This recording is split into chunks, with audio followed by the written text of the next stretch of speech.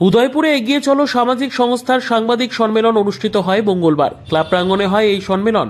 অন্যান্য বছরের ন্যায় এবছরও উদয়পুরে পোল্ট্রি রোড এলাকার এগিয়ে চলো সামাজিক সংস্থা শারদীয়া দুর্গাপুজো অনুষ্ঠান করতে যাচ্ছে। এই উপলক্ষে মঙ্গলবার ক্লাব প্রাঙ্গণে অনুষ্ঠিত হয় এক সাংবাদিক সম্মেলন।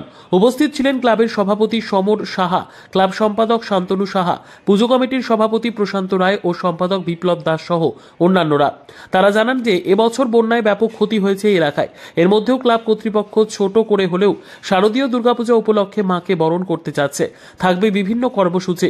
2রা অক্টোবর থাকবে স্বচ্ছ ভারত অভিযান, 3রা অক্টোবর থাকবে রক্তদান শিবির, 4ঠা অক্টোবর বৃক্ষরোপণ, 5ই অক্টোবর আর্ট প্রতিযোগিতা, 6 অক্টোবর কল্যাণ আশ্রমে ছাত্রদের মধ্যে খাতা কলম বিতরণ, 7ই অক্টোবর গোকুলপুর বৃদ্ধাশ্রমে খাবার বিতরণ, 8ই অক্টোবর বন্যায় ক্ষতিগ্রস্তদের সাহায্য করা এবং 9ই অক্টোবর পুজোর উদ্বোধন অনুষ্ঠিত হবে সন্ধ্যায়।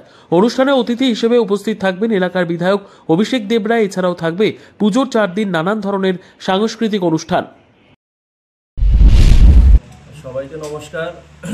আমাদের এগিয়ে চলো সামাজিক সংস্থা ক্লাবের উদ্যোগে শারদীয় দুর্গা উৎসবে আমরা একটা আয়োজন করেছি এবং আমাদের যে বিগত যে বন্যা কবলিত এলাকায় এবং আমাদের এরিয়ারও অনেক অংশ বন্যা কবলিত অনেক এলাকায় ক্ষতিগ্রস্ত হয়েছে এবং সারা ত্রিপুরা রাজ্যে তৎসঙ্গে সারা ত্রিপুরা রাজ্যে কিছু না কিছু অংশ ক্ষতিগ্রস্ত হয়েছে। সবাই কিছু না কিছু মুখ্যমন্ত্রীর ত্রাণ তহবিলে দান করছেন।